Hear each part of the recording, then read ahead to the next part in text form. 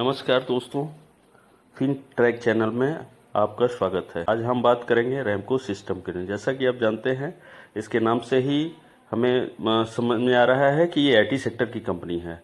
तो IT sector आज की डेट में एक बेहतरीन सेक्टर है जहां पे काफ़ी ग्रोइंग की संभावनाएं हैं। तो हम बात करने वाले हैं रैमको सिस्टम के विषय में। Ramco system limited Ramco system is engaged in the development of the software product which are marketed by the company and it's developing ये अपना डेवलप करती है सॉफ्टवेयर संबंधित वर्क और ये एयरलाइंस एंड अदर कंपनियों को अपना सर्विसेज प्रोवाइड करती है।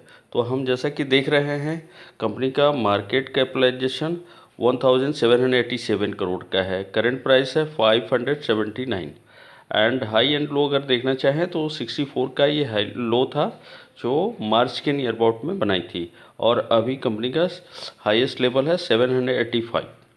स्टॉक पी है 42 एंड बुक वैल्यू में हम देख रहे हैं 205 का है। डिविडेंड यील्ड कंपनी डिविडेंड कोई नहीं देती है। ROCE इसका है 6.59 का, बहुत अच्छा है। एंड ROE 1.72 का, तो बहुत अच्छा तो नहीं कर सकते, खराब भी नहीं है, काफ़ी अच्छा है। फेस वैल्यू कंपनी का लगभग 10 रुपीज़ है। तो आइए हम बात करते हैं इसके प्रोज और कॉन्स के विषय में। तो प्रोज में हम देख रहे हैं जैसा कि लिखा हुआ है नो प्रोज फॉन्ड। कॉन्स के विषय में बात करते हैं तो कॉन्स इसका हमें दिखाई दे रहा है कि stock is trading at 2.82 times it's book value. इसके बुक वैल्यू का 2.82% का ये चल रही है। दो the company is reporting repeated profit, it is not paying out dividend। ये डिविडेंड जैसा कि पहले ही बता चुके हैं कि डिविडेंड ये पेड नहीं करती है, लेकिन इसका कंसिस्टेंट प्रॉफिट हम प्रॉफिट में दिखाई दे रही है कंपनी लगातार क्वार्टर से। तो the company has deliver a poor sales growth. Firstly ये पुअर सेल्स ग्रोथ ही देती थी, लेकिन अभी इसका सेल्स ग्रोथ भी काफ़ी अच्छा हो चुका है। जैसे कि हम इस दिसंबर फाइनेंशियल क्वार्टर एंड उससे पीछे वाला में हम देख रहे हैं। हम अगर क्वार्टरली रिजल्ट के विषय में देखें तो कंपनी का सेल्स में हम देख रहे हैं कि मार्च क्वार्टर में 133 करोड़ का था, फिर अगेन 145 हो गया एंड सितंबर क्वार्टर में 160 एंड अभी दिसंबर लेटेस्ट क्वार्टर में 171 का है। एक्सपेंसेस मैं देख रहा हूँ तो 140 104 का, 100 का एंड 118 119 इसका सेल्स बढ़ रहा है। लेकिन हम यहाँ पे ये मॉनिटर कर रहे हैं कि एक्सपेंसेस इसका बहुत ज़्यादा नहीं ग्रोथ है। एक्सपेंसेस पे कंपनी ने काफ़ी कंट्रोल कर रखा है। साथ में हम देखते हैं ऑपरेटिंग प्रॉफिट में तो 19 देन 45 देन 44 एंड दिसंबर क्वार्टर में 52 का हम ऑपरेटिंग प्रॉफिट देख रहे हैं, 52% का। तो अदर इनकम भी हम देख रहे हैं तो 3 एंड 5 3। तो अदर की इनकम इम्पोर्टेंट नहीं होता, मेन बिजनेस से जो इनकम आता है वही सबसे ज़्यादा इम्पोर्टेंट होता है। तो जैसे कि हम प्रॉफिट में प्रॉफिट देख रहे हैं, नेट प्रॉफिट तो बिफोर टैक्स तो 2 करोड़ है, 28 करोड़ हुआ है सेकेंड।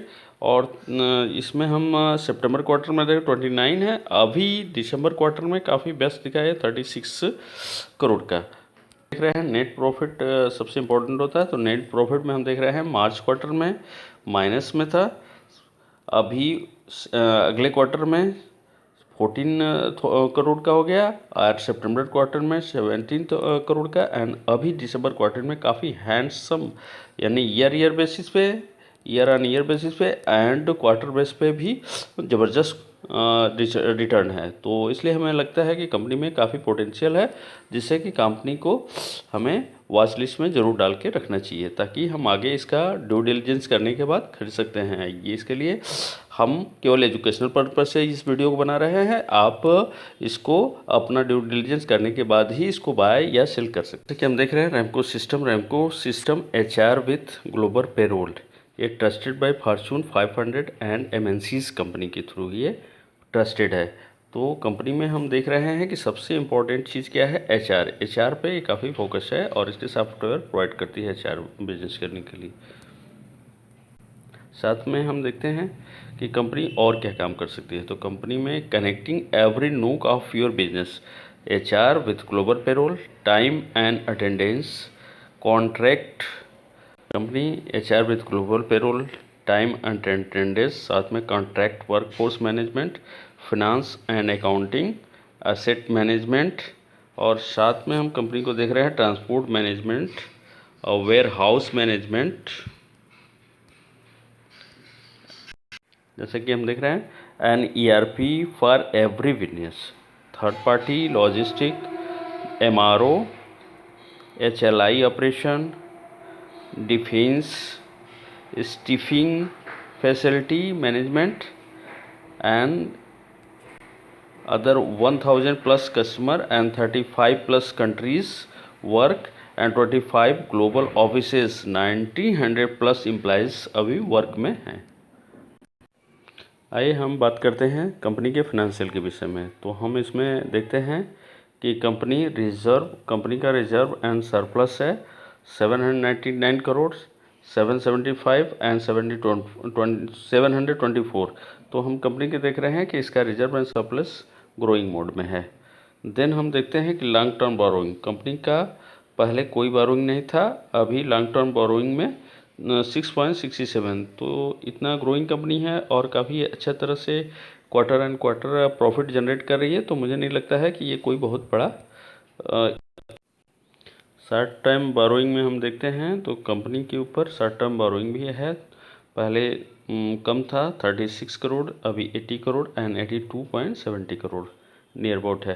तो अभी ये थोड़ा फ्लक्चुएटिंग मैनर में होता है, घटता बढ़ता रहता है, तो इससे कोई बहुत हमें नहीं वो प्लान करना है। तो हमें लगता है कि कंपनी का शॉर्ट टाइम बोरोइंग थोड़ा सा बढ़ा हुआ है, लेकिन ये बहुत कोई ऐसा इशू नहीं है जिससे कि हमें कोई दिक्कत होने की संभावना फ्यूचर में बनती है।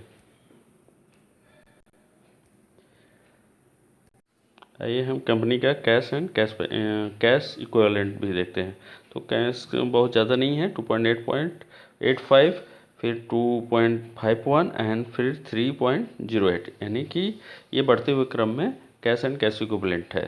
तो कंपनी का सब मिला के जो बैलेंस शीट दिख रहा है काफ़ी ठीक ठाक है, अच्छे पोजीशन में है। हम इसको 2 स्टार, 3 स्टार, 4 स्टार भी दे सकते हैं।